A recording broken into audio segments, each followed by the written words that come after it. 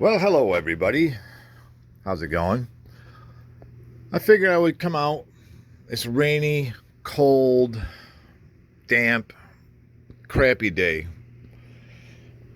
So all of my stickers came in of all different kind of brands and stuff.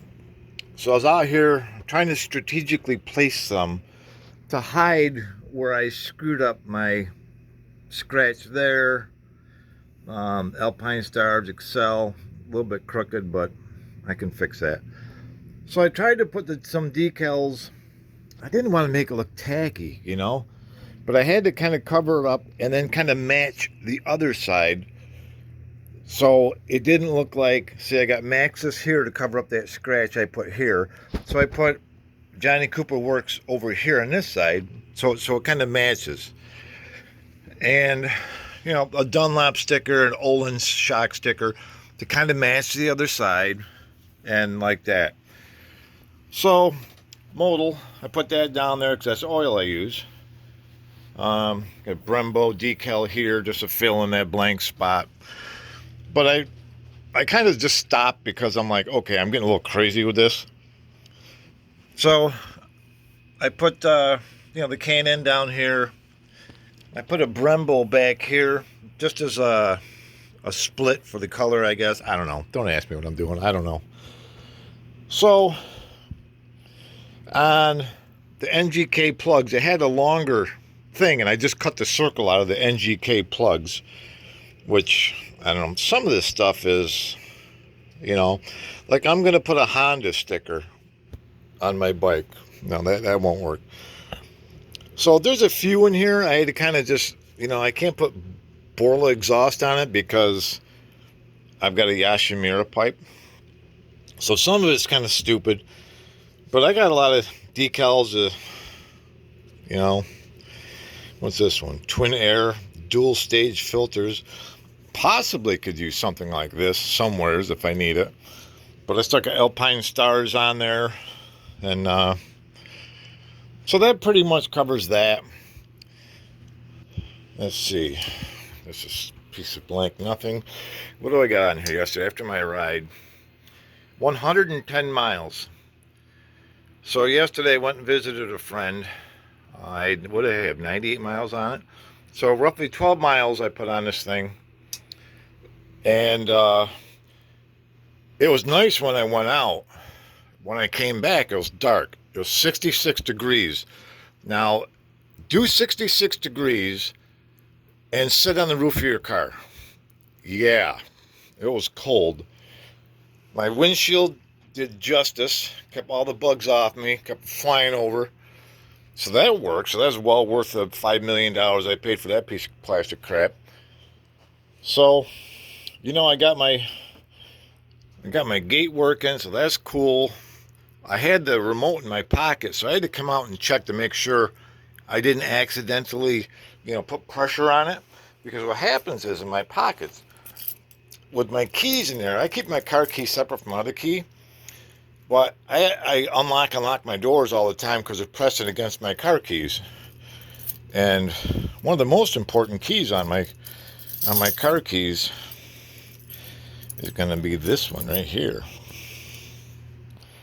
We all know what that is. It's a handcuff key with the lock.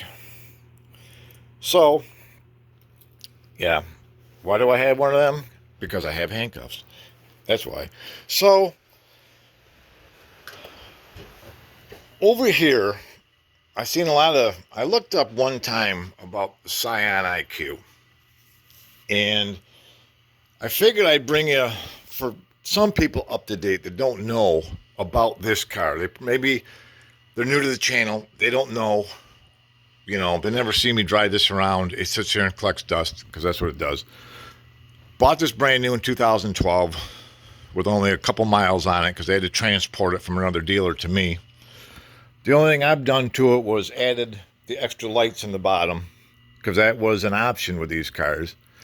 And I have this in the front, which I plug my charger into. It's just a battery maintainer, and I pulled in a little too short. Or did I? Nope, I didn't. So this is just a battery maintainer, and it's got a breakaway on it because I've backed out before and yanked the battery charger off the stand. So now it just breaks away and doesn't hurt anything. So they don't make these anymore. And this is a 2012 with only 30,000 miles on it. Original tires, original everything. Now, when they made these cars, this is going to be a rare car in the future. So by me kind of, maintaining it top notch, changing all the fluids, antifreeze, all that crap, it's going to last a long time. Because I see a lot of these for sale. They've got well over 200,000 miles. England, they're called a Toyota IQ. In America, they're a Scion IQ. It's a Toyota.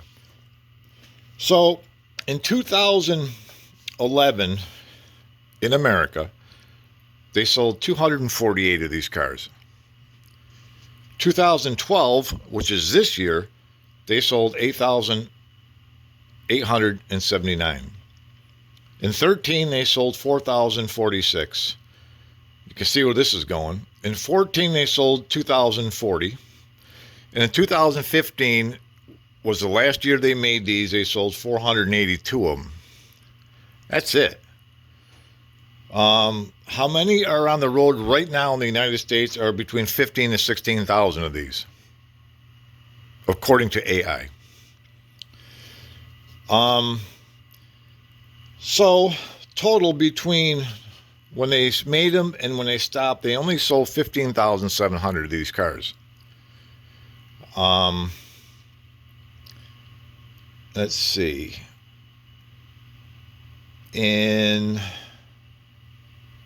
Okay, so they sold, from the run time, they sold 15,007.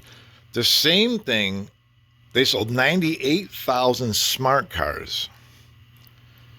So almost 100,000 smart cars to almost 16,000 of these.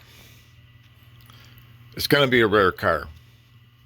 Because when they only make a small batch of cars, you know what's going to happen. That's why I'm babying this car, and I'm taking care of it, because I might be able to get my money back on it. I might be able to get back what I paid for it. Especially now, people in the future are going to be looking for cars that are not new. They want the older cars that doesn't have all this computer tracking and all this horse crap in it with facial recognition and all that crap. So the only thing I've done to this car was the lights, and I put the wing on the back. So this is a factory painted wing that I bought, and I put that lip on the back. So, and that's about it. But as you can tell, how pristine like the taillights and stuff are. I mean, they look like they're right off the showroom floor. Of course, I got the license plate, which is rare. So yeah, these are considered a Toyota. And we keep the seats folded down. And I even bought the IQ. I got the carpets and stuff, and I got the winter floor mats, and I got a tire plug kit I carry in all my cars and whatever. So they give you a little storage bin back here, which I still have wrapped in plastic, the IQ blank out plate for the license plate for the front. And this is wide like this for England. So they're all the same. And what else I got back here? I got a bag for nothing. And I've got whatever that is, a little floor mat thing in there. What the hell's this? Oh, this tells you how to do your seatbelts. So what I did was I took the back seats, I folded them down, and the headrests are actually under the seats, because the headrests stick up stupid big in the back and you can't see out the back window. So look at this car. Mint all the way around. No rust, nothing on this car. So someday it will be sold. To who? I don't know. But Yeah, you look at under the doors, the car is perfect. There's no rust on this thing at all. So, yeah, why they did the mirror silver, I have no clue. I've had to replace this because my wife hit it on the garage backing out. So usually what I do is got some bugs on it now, but I keep them folded in.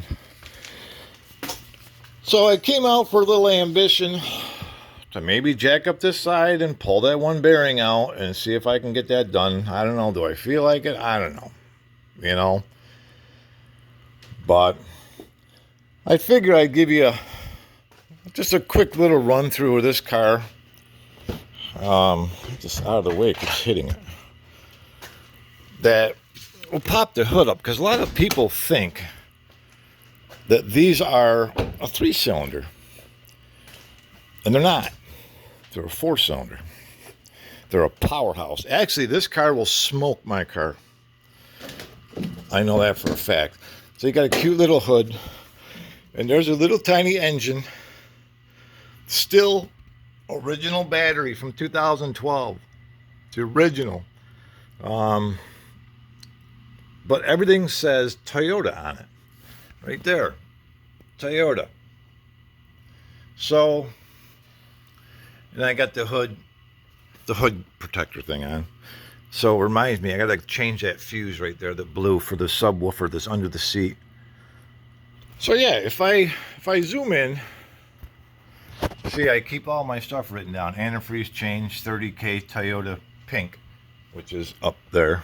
I can show you a little bit under the hood. So as you can tell, she's in nice shape. You know, it's not all rotted out. And it's clean. You can still read the stickers down on the transmission. Here's a fuse I gotta fix because it blew. You can see it melted.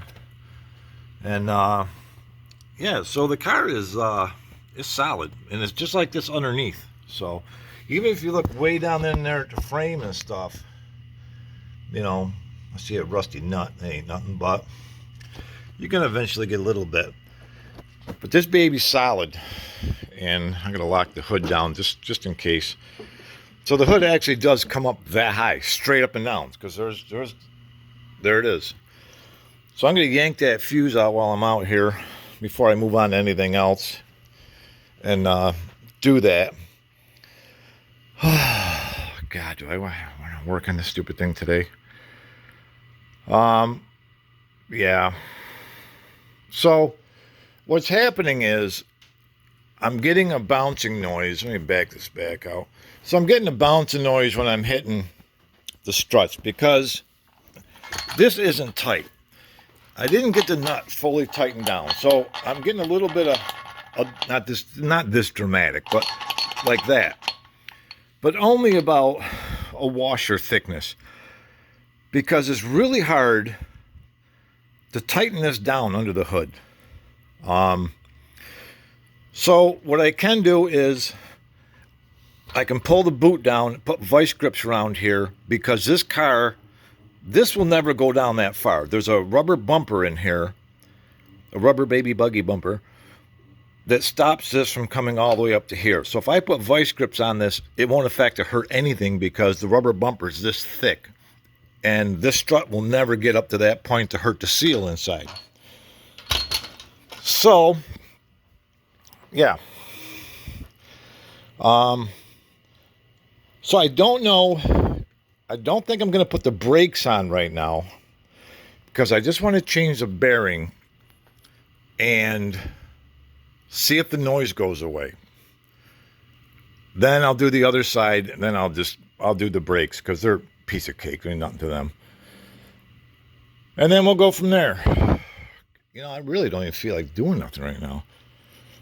I got a lot of stuff to do. Not really a lot. This, and then, well, actually everything with this car. The stereo and the bearings.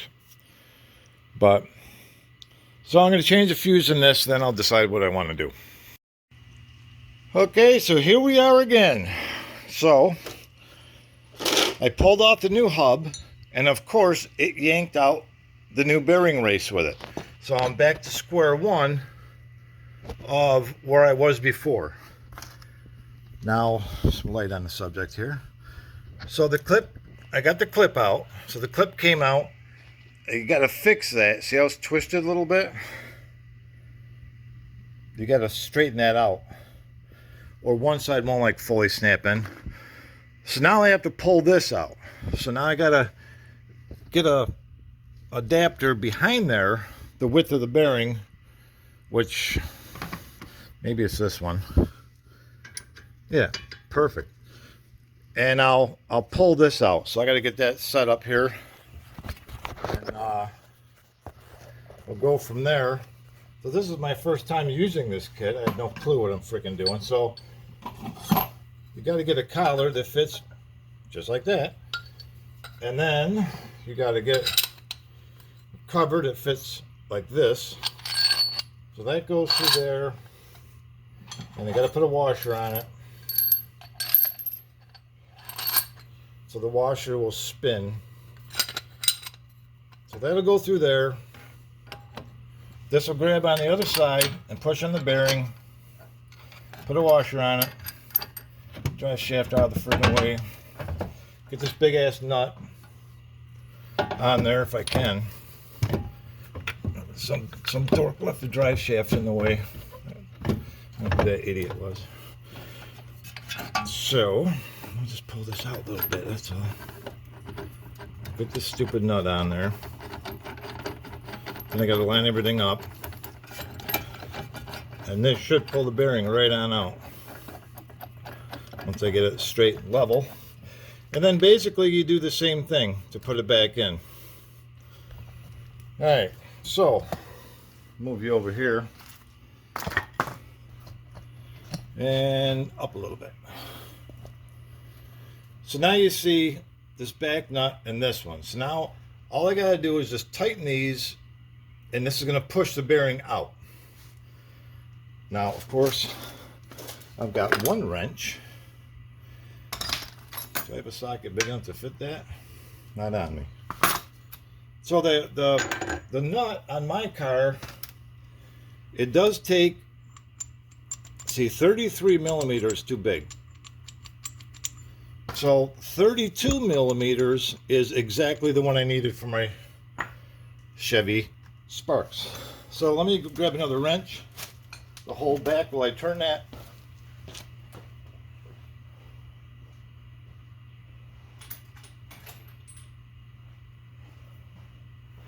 Or I could just find a big socket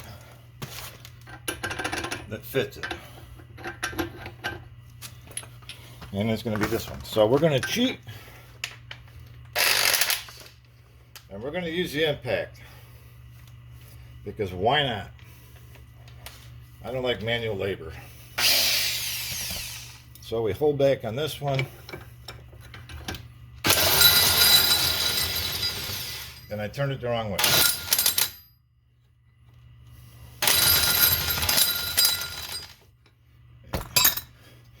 I turned it the wrong way. Idiot. It's reverse thread. I forgot. Alright. Give my goofy ass a minute here. Get this nut back on there. I'll tell you, it's the first time I've used this stupid thing, so give me a break here. I forgot tightening will take it out. Alright, now we'll hit the tighten button. There we go.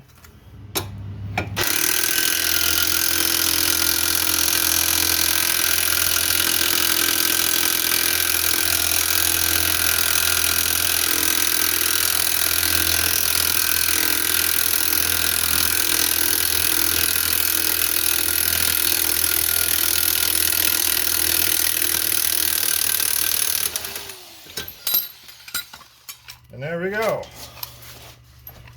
So, undo all this nut.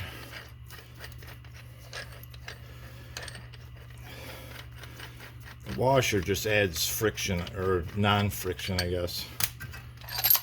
And there it is. So the bearing basically gets pulled into this cup. So there is my piece of crap bearing. And it's got a dent in it right there, as you can see. Okay, old bearing out. Now, new bearing in. This is my new bearing with the rubber on it. I'm going to get it a little bit lined up.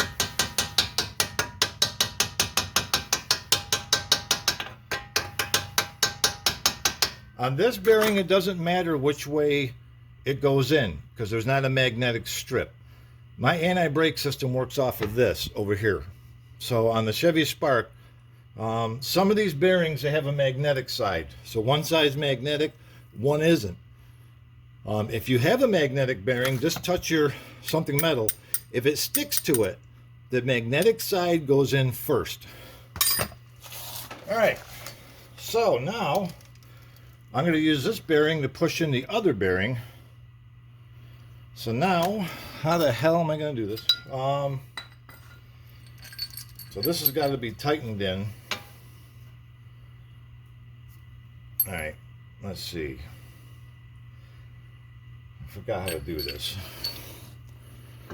There's one that fits perfectly in here. I don't think this is it. One of these fits perfectly back here. Oh, there it is. Okay, so there's that one. And I can't remember the way the pictures went.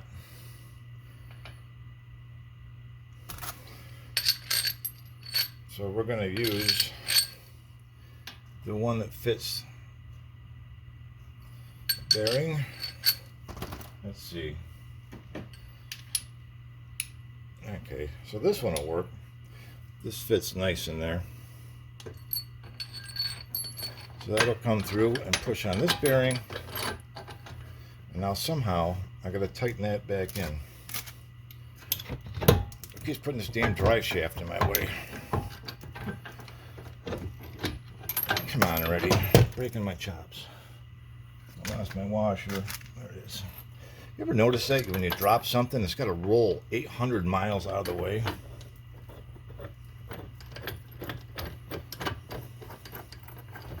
All right, so once you get everything lined up now,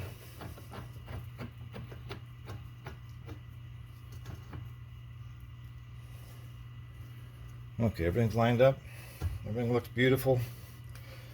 Now we should be able to tighten this one in, I hope. I don't know what's going to happen.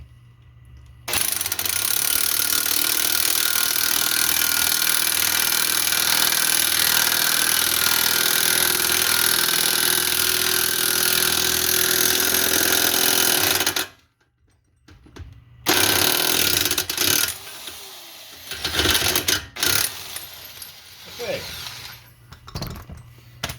So, that bearing is now in. It's in all the way. It looks nice. Bring it over. So that bearing just got pushed in. You can see the ring clip there. And I'm going to clean that out and I'll be back. Okay, clip is in. Now comes the hub. Now here's where I screwed up last time. because I'm a freaking idiot. That's how I screwed up last time. So you get the old bearing. The adapter's stuck on it now. How did the adapter get stuck in this freaking bearing? Hang on a minute. A little chisel should do it. There we go. A little too much of a tight fit. Get off my adapter. The ball bearing's flying all over the place, so I got it stuck on my thing here. Okay, that's the one we're gonna need anyways. I gotta get that off of there. You son of a gun. Why can't it just be easy? There we go. That was easy. Oh, I got the race stuck on it. What the freaking pancake sandwich is that? I need that race to measure with. All right. Maybe I don't. Nope, that's not going to work.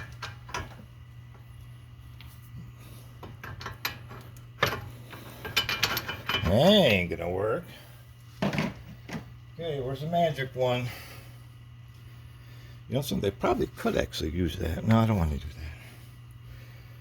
Because you don't want to press it in pushing against this. You got to push against the center of the bearing, and that's where I screwed up. So how the hell am I going to get that race out of there now that it's basically wedged in there? I got to put it in the vise. All right, we're good. All right, now I'm going to need a... Oh, here's other ones. I didn't realize I had these. So I'm going to use this back here, and I'll use this one up here. So I'll put the bolt and washer through. Get that in there. Put this in. The washer on it. Big honking nut again. And then screw it in with that.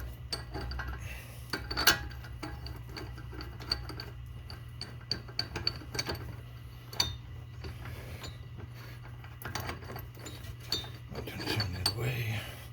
It's only half threaded, so what a pain in the ass this turned out to be. Go, baby, go, baby, go. Be loose and floppy until everything gets snugged up nice. Everything spins nice. Perfect. Yep, everything's spinning good. And here we go. Make sure I turn in my impact the way. Please work.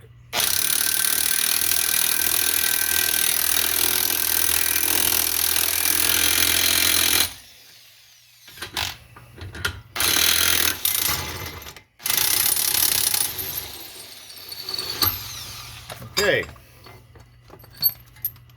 so that's in. Let's hit my dust shield. Ooh, that feels nice. That feels nice. All right, so the stupid dry shaft back in. Get in there, you dork. Dry shaft back in there.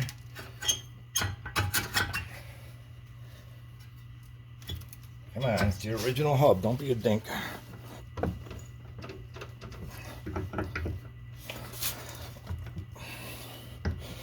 back is starting to hurt. Whew. Get in there. Why are you being an idiot?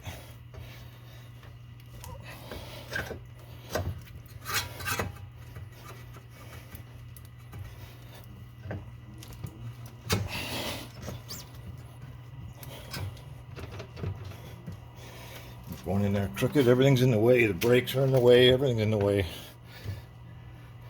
Wants to go in.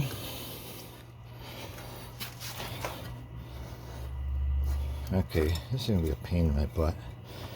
Every time. Out of my way. Don't be a dork.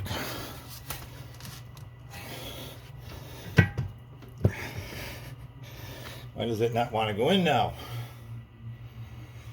I gotta turn my steering wheel.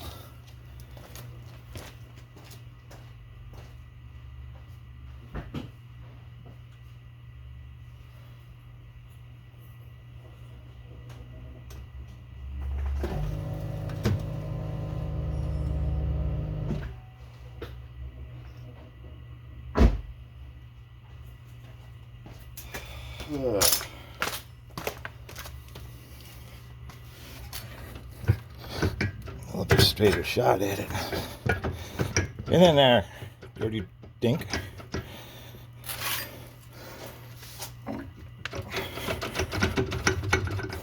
I hope I didn't screw something up.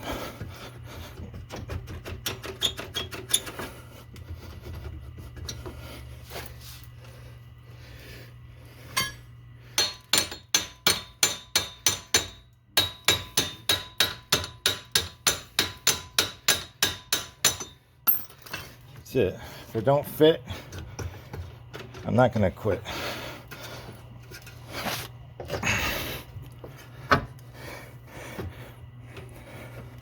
Well, I hope I didn't ding up the damn thing.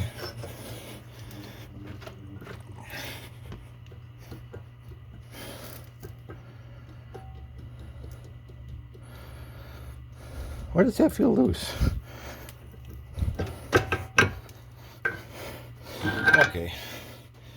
Did I screw something up here?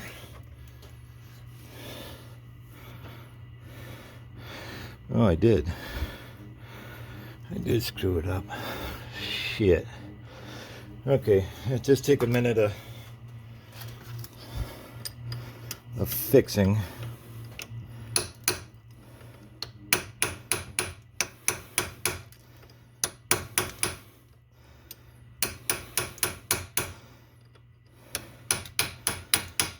It'll go in. This is going to be a pain in the ass.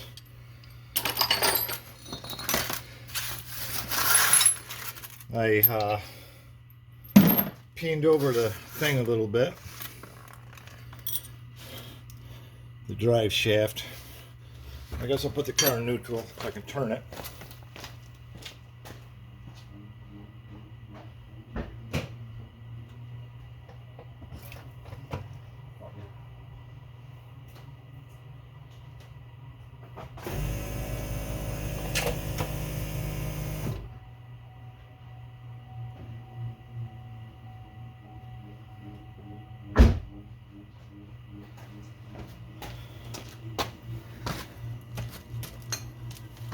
Okay, now we can turn this. What did I do here? Oh boy, that's not good. I did a little crunchy on these threads here. But, let's see, I happen to have a hub. Oh, wait a minute. Okay, so this hub goes on. Okay. Okay, so I must have fixed it.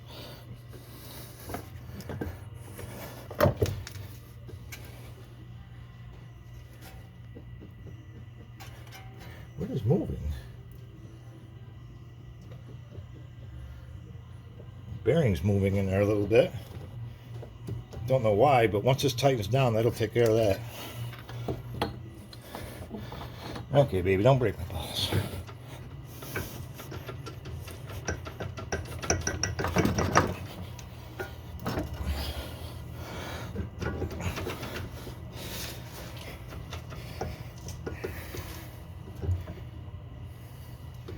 Now that's screwed up.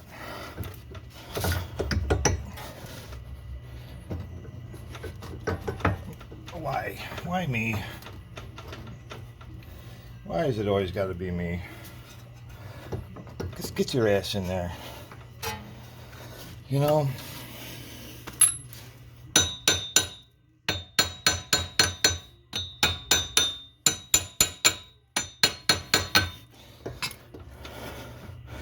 How come you fit in the other one so good? Ugh. I'm sweating to the oldies right now. Alright, well, give me a minute. Well, I had to pull the hub out. I just ruined another bearing. Come to find out, I boogered up the threads in there. See that right there? So when I was pressing this one out with a socket, because I had a socket shoved in there, it ruined the threads. So I'm not using my, so I went and got the other brand new one that I had sitting on the shelf. So I'm putting that one in now. So, oh my God, this spins nice. It's spinning crooked, but. So, now I've got to put this one in. And now I got to be careful that I'm not, doing a boo-boo and pushing on the wrong part, because I got to make sure that I'm pushing on the center of the bearing, not the outside of the bearing. Okay, that is beautiful. Oh my God. And it's tight. The other one's loose for some reason. I don't know why. Okay. The drive shaft goes in. We win.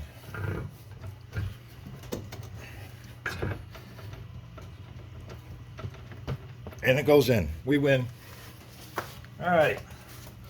Oh, my aching bacon. Shaking bacon. So, I'll push this down back here so I can get this damn thing in there. Get in there, dork. Good. Axle's sliding right in. Perfect. Okay. Now to get the ball joint in, which feels okay, I guess. Get in there. I need 27 hands to do this. It's nice to see the axle shaft coming through, so I just can't do 17 things at once. It's raining like a crazy dog out there.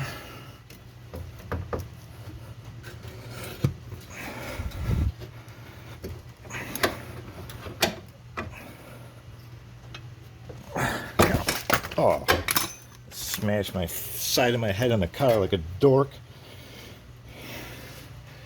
Okay, so let's put the,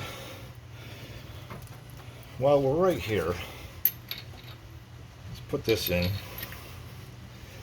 Get back in there. Dirty mutt.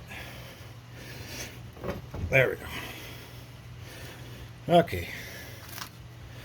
Now, let's see if I can get this lower in. Woof. I'm getting too old for this crap. Then, of course, you know, you lose half your strength when you get older, so you turn into a wimpy boy. Why didn't I just think of that earlier? Just press on the damn sway bar end link. What a jerk. Get in there, bastard. Get in the hole. We in the hole. Pretty damn close to it. Nope, missed it. Oh my goodness. Would you please give me a freaking break? And just get in there. Just flopping back and forth on it. Dropping the hole. Please. Did it? Of course it didn't. Because it wants to be a pain in my ass. Okay, I gotta pause this so you don't hear me swearing. Oh my God, I just gave it a little push and it popped right in. It just wanted to be a pain in my ding dong. Alright. Okay, so there's that. Okay, so it's caught the threads. That's cool. That's cool. All right. Let me get the big dog on here. Now, what sucks is I don't have any freaking brains. Now, I don't have a torque wrench.